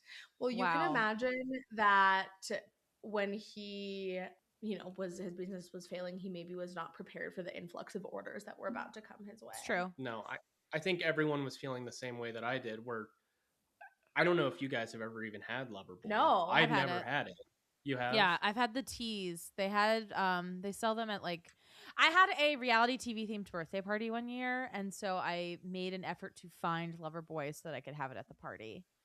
Didn't you say it was, like, fine? It was fine. I'm a little surprised you've never had it, Nick. I've never had it. And I'm sure that there's a lot of people who watch the show. I mean, I would say a huge majority of people who watch the show who have never had it. When we For sure. It's hard to find, when- honestly. Yeah. I mean, I had to order it online. It was $50 for a 12-pack. So crazy. And I don't know why I did that. I should not have ordered it. What's the math on that? 50 divided by 12? Not that- $4.16 per can. What? No, you're wrong. 50 divided by 12? Yeah. That's not that bad. Oh, that's actually not that Although bad I at did all. buy a Miller It is Lite that bad. for $3 It is last that night. So I approve of this purchase. When it comes, can we do a taste test? Yeah, Do of course. it. Did you get, is it, so there are like teas, there are seltzers, there are a bunch of, did you get like a, I got the limoncello and the espresso martini. oh, I feel like the limoncello is iconic. I always Yeah. see them drinking. I know. They said it was their most popular ones. I've never had it before, so I figured I'd get what people like the most. And when I Smart. ordered the limoncello, it came with a free hat. So I'll have I don't know what it looks like. Oh, or- that's why you said I don't know when I said just a Loverboy hat. I have no idea. I don't know if it says Loverboy on it. I really have no hope idea. it's a Carl's a Mess hat. It might be. I think I might have ordered it. You would definitely ordered I it ordered before at that. the same time. No, I ordered it around the same time as the Carl's a Mess shirts were coming out in their merch line. Okay, Well, interesting. we will report back. We will post on our social media. We'll return to Nick's house for a Loverboy haul. I I can't wanted wait. it to be here for the podcast. I know. but That would have Our been cool. apologies. We have a lot of Love Island to watch coming up here very shortly. So much. Okay, Mara, who was your MVP? Well, okay, I was going to give it to Sierra, but you guys did make a very compelling point for Kyle. I'm pretty convinced. Are you with yourself right now? very pleased. I'm keeping myself from saying "I told you so." I told you so over and over again. Also, I just want let the record show I was actually never fully a Kyle hater. I think I often have defended Kyle. Ari, you were always like Kyle's toxic or whatever. Not that you hated him, of course, but I just love Carl. So like Carl has always been, not always, but once he got sober has been my like number one. I love Carl. Guy in the group. I agree with that. But I have a soft spot for Kyle as well. Because I agree with you, Nick. Like, there are parts of him that I see myself in him. And I'm like, it's relatable. But then he'll do shit, and I'm like, oh, God. I mean, I can see myself if I was at a table and everyone was ganging up on me, and I could see myself reaching a level of frustration where I finally just blow up. Yeah, that's fair. But that's if I was like, if I had to stay seated, I would probably just get up and walk away before that it came to that point. Yeah. But I can see how someone could get there. Yeah. I've blown up at people before. Yeah. Like, I screamed at one of my friends one time because he just kept talking shit about this mutual friend that we had. And I was like, you need to shut the fuck up. Nothing you're saying is true. There you go. If everything I'd ever done blackout was on national television, we would have bigger problems. Oh my God. I don't even want to know. Yeah. The episode of my wedding alone would be Iconic. cancelable. No. Our podcast would be over. No, that's not true. All right, we weren't doing anything at your wedding that they're not doing on this show. Well, yeah. It's true. Let's be so for real. It would be embarrassing though. Like it's a lot to think about, you know, because it's one thing like these are reality TV stars, but like to be like, whoa, like he wouldn't have done that sober. Guys, also then when he brought 2 non-alc lover boys to Carl as a peace offering. That was so funny. It was very nice of So him. cute. They made up so fast. They did make up so fast. Like girls could never. Sorry. No, but- never. So you're going Kyle? For the sake of being different, I'm going to say Sierra 'cause she's getting the Ariana treatment. But you guys are right. It is probably Kyle. He just evades the villain edit time and time again. And he's like a great reality TV star. He's the best. He's just like a pro. Best. Yeah. Best one. I mean, how many times has he blown up, cheated, done all, been just a complete asshole, and here we are 10 seasons later. Like, still love him. Talking about him for 2 hours. Yes. In a shirt with his face on it. My best shirt. I love it. My nicest shirt. Okay, who is your most toxic? I gotta see who. I can't remember if I put Amanda or. I'm assuming you put Amanda, if I had to guess. Oh, I did. I did. Okay. And it's the same reasons that I've said before. Manipulative, cold. It's really hard for me to. Gosh, I need to try to like bring up a situation that does not involve Kyle in it, but it's really hard because it feels just everything that she did this season towards him really irked me. I have an example that doesn't involve him. Go for it. Tell me if you agree with this. When she was sitting on the beach talking to Mia about Sierra and was like, no one would be good enough for Sierra. Like, she can't get back together with West. Like, she deserves better than anyone else in the world. Like, in retrospect, feels really sinister. I agree. Also, when she was told about the quote-unquote double date that Ben and Sabrina and Sierra and West were going on by Jesse, all these things had nothing to do with Kyle, and she reacted very weirdly, in my opinion. Yeah, that's true. I agree. Another really toxic moment. I wouldn't say that she was the most toxic person like of the season, but well, that's what the award is. Oh well, then it's Amanda. It's Amanda for everything that I've said previously, So and will continue to say. So she was the most toxic. She was the most toxic. She just is. She just is. I didn't say she was the most toxic of the season. No. I was gonna say when Lindsay was attacking Kyle at the dinner on Amanda's behalf, which Amanda started that. So I guess by the transitive property, it was Amanda's fault. So I think I could loop everything back to something being Amanda's fault. That's fair. I think you could too. But yeah, Amanda. Ari, who was yours? Mine was West because of him using Sierra and his reconciliation with Sierra to try and get back in the good graces of the public, and then also just like being generally very inappropriate regardless of if she was playing into it or not with Amanda while she was literally married. I fully agree. I also picked West, like kind of aside of all the Amanda and West scandal of it all. The way that he acted towards Sierra like pissed me the fuck off when I'm sorry, I just remembered a moment that pissed me off when they're outside during the Carl and Kyle fight. And then she goes outside with West and Jesse's out there too. And they're chatting and Sierra says something like, we're so back. Yeah. She was like, oh yeah, this feels like it 2 years ago. Yeah. And she's like, we're so back. And West like cringes a little bit. I was like, how dare you cringe? How dare you? And then like the next week fucking make out with her. The audacity. Yeah, I can't. Fuck that guy. But also like the audacity to feel like you have some sort of claim over her and like basically tell Jesse no, which was toxic in its own right. Yes, Jesse, but like to like feel personally like affronted by that, but also like not want to give her what she wants or like value her in the way she deserves to be valued. Agreed. Yeah, I like your guys' choice more. I think yours makes more sense. Okay. I think Look at us fighting common ground. Yours definitely makes more sense. Mine is more of a who did I dislike the most this season. That's fair. Not who did the most toxic thing. But I think that you guys are spot on. Thank you. What was your I was going to say we're professional experts. You guys do your research. What were your guys' error of the season?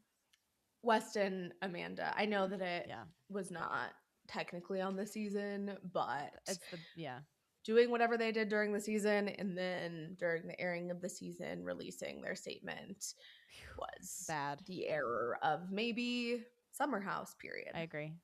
Nick? Mine's more of a hindsight one, but it's just Sierra trusting West. She was so on the fence. I mean, she hated him last season, or probably didn't hate him, but just was so hurt by him that she couldn't even. She put up walls. Exactly. Yeah, so true. But she was on the fence about it, kind of like, should I let him back in? Should I take these walls down? And she did. She should have just stuck, trusted her gut. Yeah. And just kept those walls up for him and maybe just even pushed him out even further. Yeah. Yeah. Because she would even talk about it. She was like, this is so not like me to give somebody a second chance. Like I shouldn't do this. Mhm. She should have just trusted herself. That's a really good one. That is really good. I agree. What was your most shocking moment, Maura? I think just probably the scandal in general, just because like I really never thought that Amanda would do that to Sierra. And like up until the point that they confirmed it, I was like, there's no fucking way that this rumor is true. But I was wrong. I said the same thing. Yeah, I couldn't believe it. Yeah. I thought it was all publicity. Ari, did you have a different take? Yeah, my most shocking moment is like kind of just a funny one and that has nothing to do with anything we've discussed. Okay. But it was this last episode, Lindsay somehow having a relationship conversation with Carl and getting him to apologize for stuff that happened 2 years ago. That was great. That like genuinely shocked me. I felt like that came out of left field. I was like, wait, what? And and Carl is just like a very good person and was like, you are right. Like I was like, what are we doing? That was pretty wild.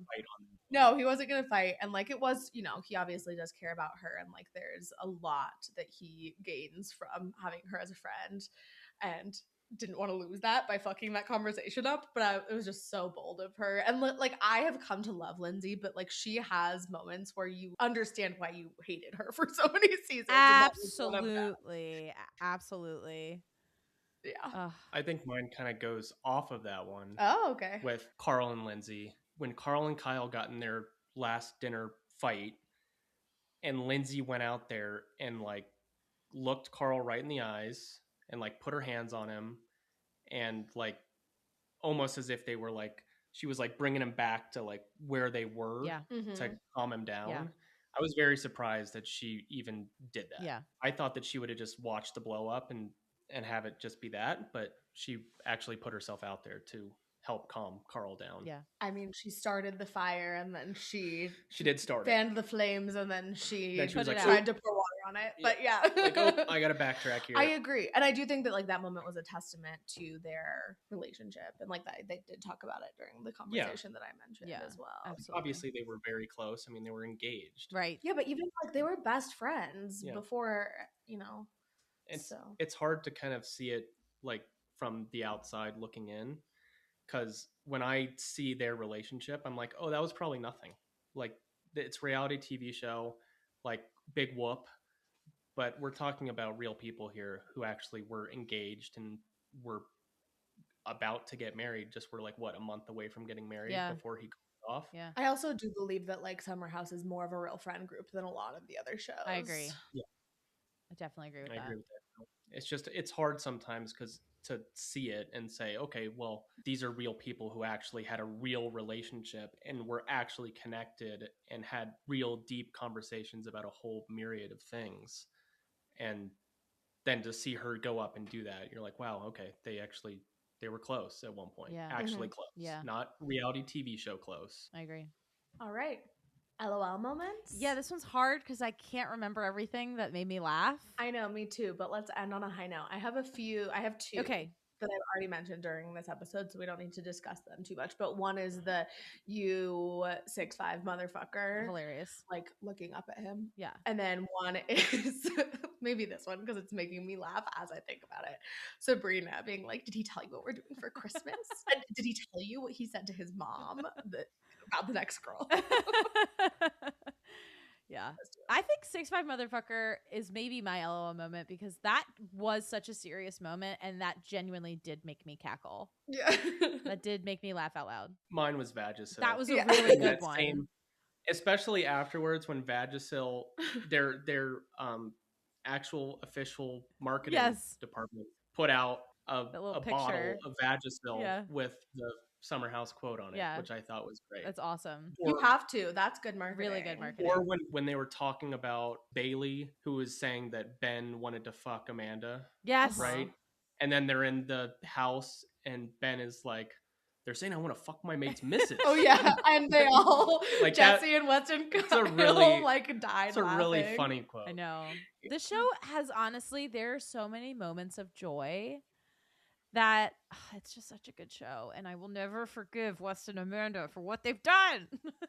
It was gonna change no matter what. Like it feels different to me from Vanderpump because I'm like, I knew that this was gonna change no matter what. Yeah. And I would rather Amanda, like, see her for who she is and like have her, you know, exit Summer House, exit probably in the city, and then be able to focus on other people than like, I don't know. Fair. I think it's like probably ultimately for the better. And I'm very excited to see what Bailey and KJ and who else. Me too. I don't know if Ben will come back, but like what they do as more like established primary cast members moving forward. Yeah, me too. I am interested to see that too. Well, Nick, thank you. Thank you for having me. Thank you. This is awesome. Are we about to flip the switch now? Flip the switch? Is the kindness over? Yeah, I think we're done. I'll get... Actually, you are inviting me to a crawfish boil. Oh yeah. So as long as there's like some sort of carrot I can dangle at all times. Not just crawfish boil. Crawfish flown in from Louisiana. I know. From the source. Let me get to the crawfish boil, We'll and then take it from there. we'll see if we're still friends after that. I do want to say thank you both for having me, and I told you so. Ari. You did. Thank you for joining us. When you're wrong. No, this was a blast. All right. Love you, Mara. Love you. See you. Bye. Bye. Thank you so much for listening. Please follow us at She's Got the Chat on Instagram, TikTok, Twitter, Threads, and YouTube. Rate and review us wherever you get your podcasts. Please share us with a friend, an enemy, a coworker, a family member, a local politician. Bye.